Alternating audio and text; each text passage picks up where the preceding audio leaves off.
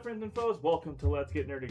I'm your host, Corey. As always, here with the Osborne to my sickness, the world's finest co-host, Wyatt! Tell them what we're doing today. Today, we're talking about the Amazing Spider-Man 1 and 2. Duology. Duology. Yay.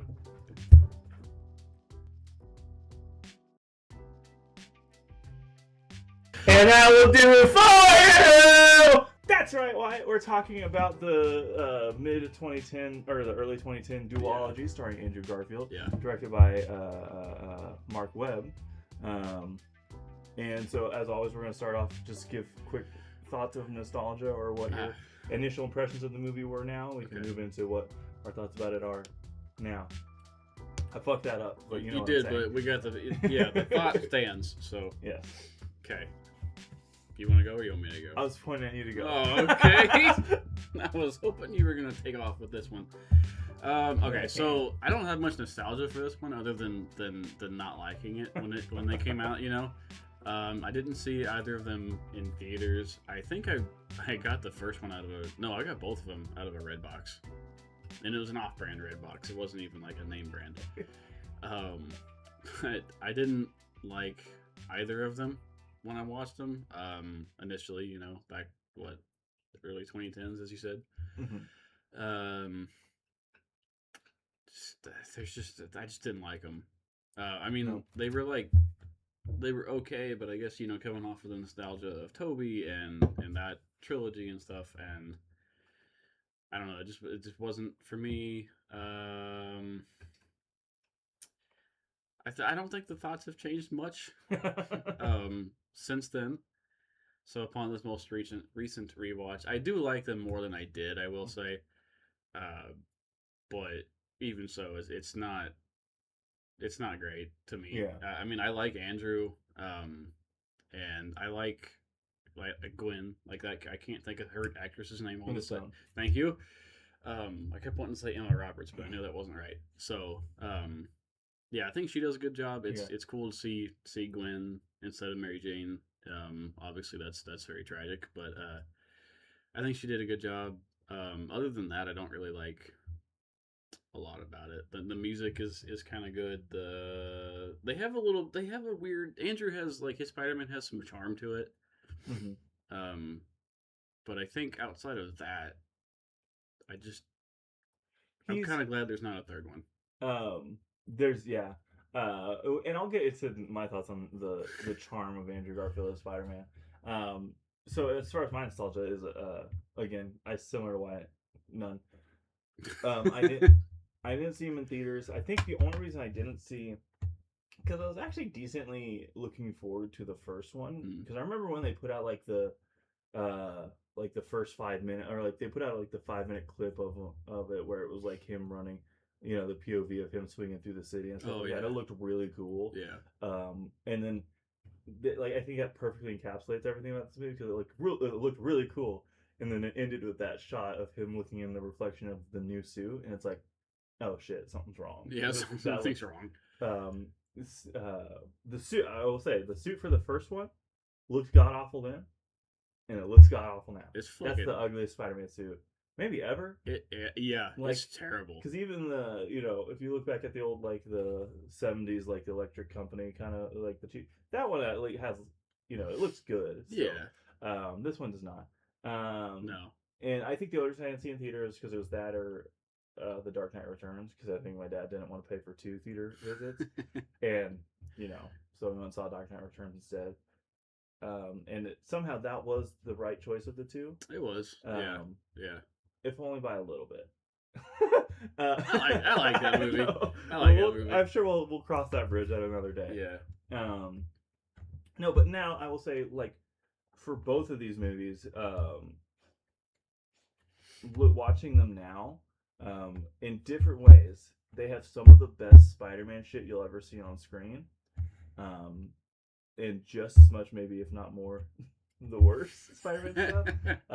So I guess we'll kind of just jump into our quick thoughts about, like, the first one. A compliment I will give to the first one is I actually think the first one has a really good cast. And, like, everybody in the first one maybe other than the Lizard, the guy who plays the Lizard, does a solid job. Like I generally think in the first one, Andrew Garfield does a really good job as Peter. You mentioned Emma Stone as Gwen Stacy. You also have Dennis Leary as Captain Stacy, who I think does a really good job as Captain Stacy. You also have Sally Fields from Forrest Gump as Aunt May, and Martin Sheen as Uncle Ben. I think all of them actually do a really good job. I actually think, in a way, this cast has the cast of the first movie has much better chemistry throughout the cast than the Raimi trilogy. Like, especially Emma Stone and Andrew Garfield. Like, if you watch going back and watching the original Raimi trilogy, it kind of feels like Mary Jane fucking hates Peter Parker. Like in the first one, she like doesn't pay attention to him, then tells him she's in love with him. Yeah, and he's just confused the whole time. Yeah, and like, you know, there's a charm to it that like you look back and it's great in its own way.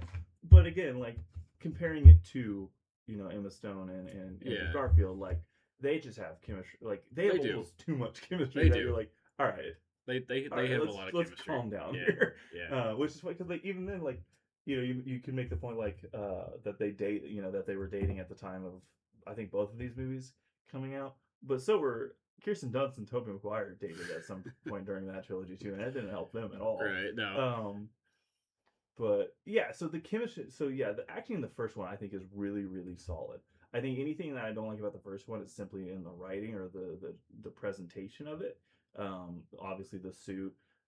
Lizard looks ugly as hell. Oh, Lizard is horrendous. Looks terrible.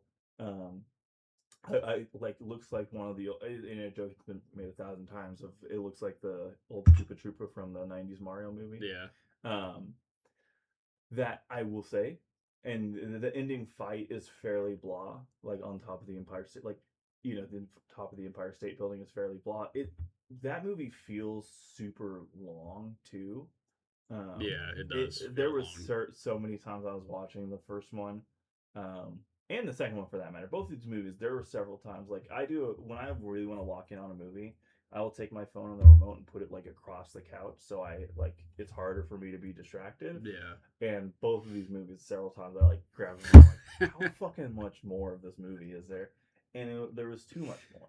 Yeah. Lost my train of thought there.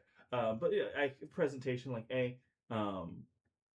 this movie, like I think they heard the criticism about how everybody looks 30 in the original Raimi trilogy, and they went extra hard. Like, no, these are teenagers, guys. Even though I think Andrew Garfield was the same age as Tobey Maguire, or like maybe a little bit younger.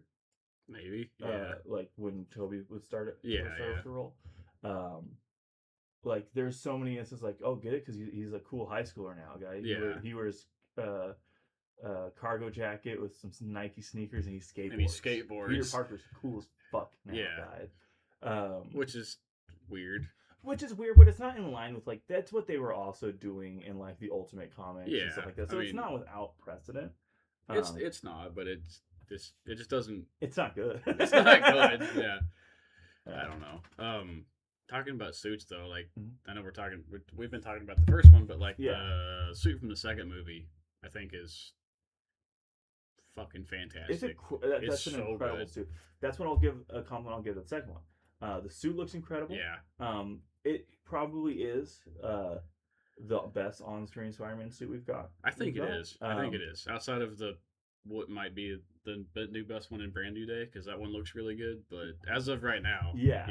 I will say this. I don't think it's so much better than the Spider-Man 2 suit. From the Raimi trilogy with the black webbing and like when they've darkened the red. I think that suit looks so fucking good still. It does. And I would say they're in the same tier. Like if it's like a, you know, tier, like they're both S tier, with Andrew Garfield's just being a little bit better. Yeah. And it makes you and the credit to Amazing Spider-Man 2 is the opening is probably the best opening a Spider-Man movie has had. It is a very good opening. Not the fucking shit with the parents on. I don't give a fuck about any of the parent stuff. I hate the parent shit. I can't stand that.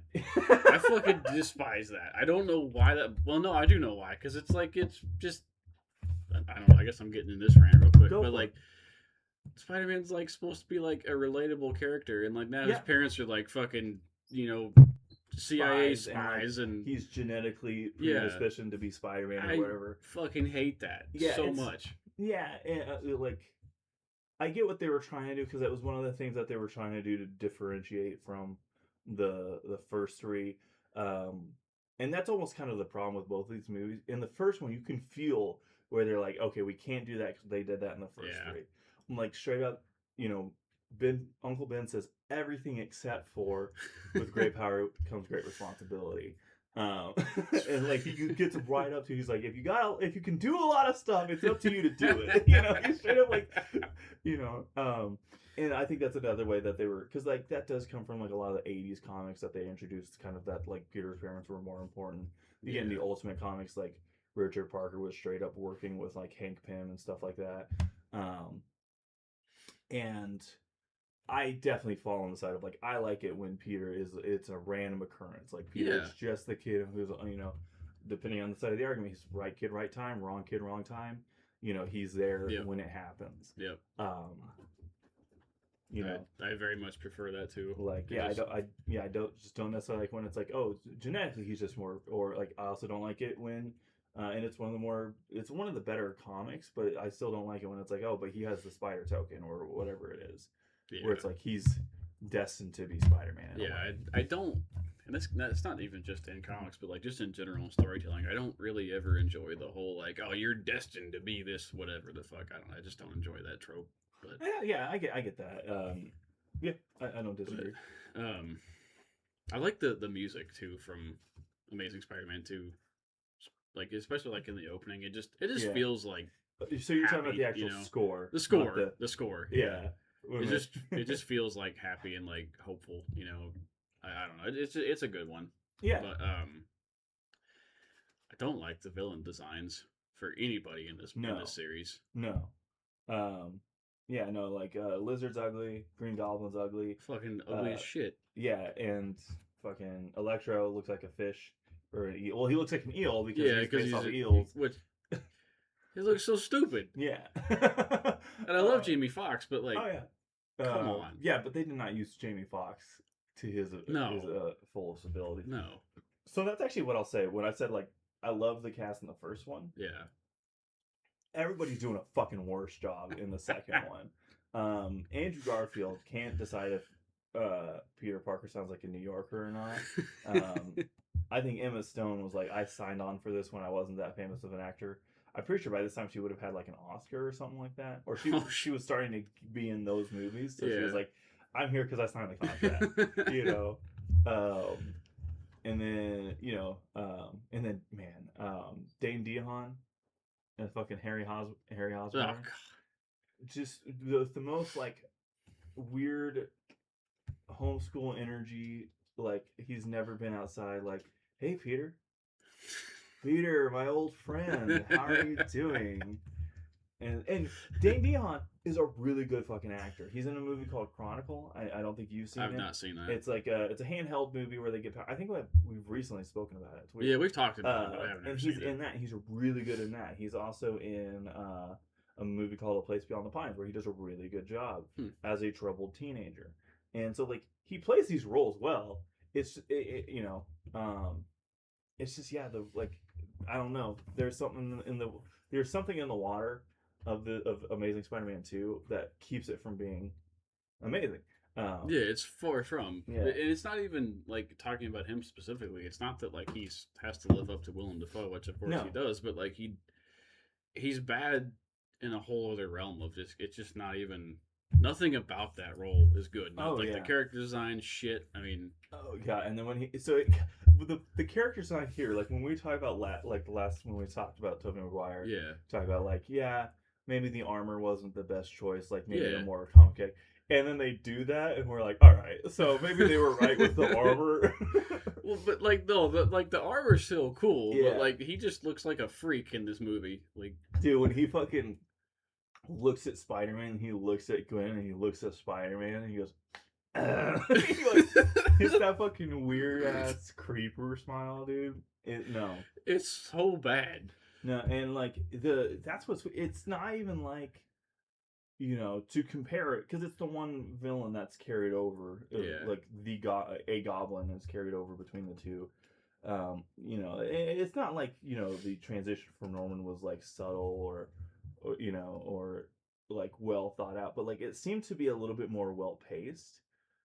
Like he was, I don't know, like it's like he showed that flair for anger before he had the serum. Yeah. I don't know.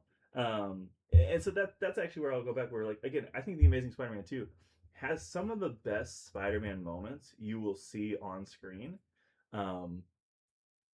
Like again, that opening where he's dropping out of the sky, you hear the and like it seems like they recreated it in the brand new day trailer. Looks awesome, and it's such a in that initial fight with Rhino and stuff like that. It looks great. And then you get the one where like the initial fight with Electro is actually pretty. I thought was a pretty fun fight. It's fun, and especially like when you like cut over and he's like on the fire hose with the fireman's hat. Yeah, that stuff is awesome. Yeah. Again, I think I said it already, but like the lizard fight in the library, like in the high school in the first one, that's the best part of that movie. It is, yeah. So there's really good parts in it, but then yeah, you get like 20-minute scenes of an airplane fight. Yeah, that don't need to be there. Or you get the scene of him finding like the subway station of his dad and shit like that, where it's just like I don't give a fuck. Yeah, no one fucking asked for any of this stuff. You're trying to make it more than it needs to be. Yeah. Yeah. Like, I just want to watch Spider-Man fight this mutated scientist. Just let it be that. Yeah. It doesn't need to be more than that. That's the other word, because you talking about like the charm of Andrew Garfield, and he does have a lot of charm. He does. I won't deny that. Yeah. But there also seems to be a sadistic side of him, where like, he doesn't seem to care if he kills somebody or not. Because like he kind of straight up kills Electro, right? Because it's like, does he die? So it's not necessarily confirmed that he dies, but it's not confirmed he still exists either. Because he goes into the thing and just stops operating. And like they literally like their plane's like, oh, we'll overcharge him, and that'll stop him. Yeah. And they don't know if it won't kill him or not. In that first, in the first one, when he's like specifically hunting down the criminal that killed Uncle Ben, and he's like kind of torturing the dude in the parking lot. He's got him webbed up against the wall. And he goes, oh, he's like fucking with him. He's just having a good time. Yeah, that's all it is. Yeah, he's just living his best life. That's the funny thing. I guess this is kind of what we'll see when we talk about the Tom Holland ones. Yeah. I think this one might count as future spoiler. But Tom Holland's the only Spider-Man that doesn't kill his bad guys. He kills all three of his. Well, but he was gonna kill Goblin in No Way Home, and then he was stopped. He was stopped. He was gonna do it. He was, but then what he also didn't do? What? He didn't do it. Yeah, but not by his decision. Yeah, but we'll talk about that next video. But like kind of going back to there's so many decisions in there. Like I talk about like, oh, they're like they make him go, clearly this guy's a high schooler. But when he's getting mad in his bedroom in 2012 or 2014, he's listening to Philip Phillips. I don't think so. It's just, there's just so many presentation things, and like especially in the second one, it seems like they can't decide what the vibe is there either. Oh no.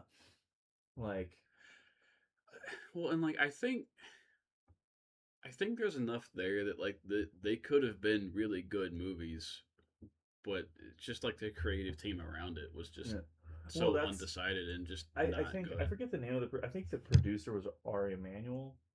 I think I'm getting that name wrong. I'm thinking that's not the right name. No, Ari Aster, right? Well, I'll probably have a correction somewhere, but like I remember there was a very distinct like a red carpet event where the director Mark Webb, he also did a movie called like 500 Days of Summer that is a really good movie, where I forget who it is, but the producer is like slapping on the back. He's like, "This is the guy right here," and Mark Webb goes, "No, This is all him, man. He's the man right here. He's in charge of everybody.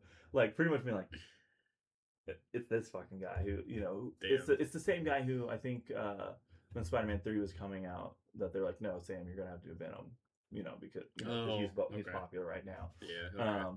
And like, yeah, it's not a good time. It's not a good time. It's not, and like it was one of those things. So the same thing happened to me with Spider-Man 3 that happened with these two movies, where I was like, it's been enough time. There's enough people who defend these movies. Maybe I was a hater because like I was also way harder on comic book movies back then. Yeah, I was way more like it was fuck it, this isn't accurate. Which you could probably argue this is actually a pretty accurate comic book movie in my opinion, because there's a lot of bad comic books out there. There's a lot of bad Spider-Man comic books. This is true. And so yeah, I was like I was like, maybe I'm wrong, maybe, and like these movies just have their biggest sin is what I'll say this. The biggest sin of it all is because there's a lot that the Raimi trilogy does bad. It does. But you know what those movies have? Fucking sauce. They got personality. There's flavor there. Yeah. You watch this and like literally that first one has just nothing in my opinion. Oh, they're flat. It's so like I am checking the time. I'm like, okay, I still have an hour 40. Jesus fucking Christ. I mean, I was doing the same thing watching these. I mean, they just felt like they drug, and I was far more interested in what my cats were doing, or checking Instagram. I was waiting to be done so I could watch X-Men '97 again. I've watched season 2 like 5 times right now. I haven't even finished season 1 yet. Still. Oh brother, you're missing out. I started an episode the other day and I didn't finish it. But that's crazy. Man. Yeah, I don't do that. I don't know. I don't even remember what I went to watching instead. But there's a Wolverine Brood episode, dude. That's all I'm gonna say, and it's a great episode. I'll get to it one day. You're gonna get to it one day. And you're gonna, I'm so sorry, Corey. I don't know. Maybe. But can I tell you? Oh, I'll save this for after the video. Never mind. Okay. We're going to end it on this because it's kind of a fucked up thought of mine. Okay. I have 2 more thoughts after that. But Okay. So this will be my last point because it'll be kind of fucked up. Okay. You know what I always think in these movies when I see like the kids bullying like Peter Parker or something like that? Yeah. What would these kids do if he had fucking like killed himself? What the fuck? Right? Like when Flash is like dunking his head in a lunch tray or whatever. Yeah. What is he going to do if Peter goes home and kills himself, right? Anyways, what were your thoughts? I don't even know where to go with that. That's way darker than I was expecting that to be. I'm not saying they should kill themselves. Well, no. Well, every time I'm like, what if this kid does? Like, what if Peter Parker doesn't become Spider-Man? What if he just goes home and kills himself? Because of Flash fucking Thompson. Yeah. What a douche. Anyway. I was gonna say, I think 2 scenes that stand out to me the most in both of these films. Okay. Is the one where he's talking to the little kid in the alleyway about he's got his little whirl thing. Yeah. Fucking that's right exactly there. 10 out of 10. When I'm like, that's the best Spider-Man. Yeah. That might be the best scene Spider-Man has had on screen. So good. That's a perfect Spider-Man scene. And then the other standout scene to me is they caught me on camera picking my teeth. I saw it. Yeah, I saw it. I was like, oh shit, I forgot what it was. Actively recording a video. No, it's fine. Gwen's death. I think it just hits pretty hard, and they did a good job with that and recreating. It was presented very well. It was presented very well, yeah. And which we'll talk about in No Way Home in the next video, of course, but the way even it was more resolved, so, even more so in that one. It really gives life to that stuff. So that's probably where I'm going to end that, so we don't talk too much about No Way Home. Yes, which I will say, actually, that is my last thought. That was my one hope, where In-Game had made movies that you didn't like Thor: The Dark World made those movies better because it gave content. It went back. Yeah. I was hoping that happened because of No Way Home, and it did not. I had the same thought. Yeah, I had the same thought. I will say though, because of No Way Home, I am more open, and I would be intrigued to see a third one with a different creative team. But I'd give Andrew another shot because I do really like him as Spider-Man. Yeah. It's No Way Home, especially, but yeah. Well, do you think we see Andrew Garfield within the next 6 months?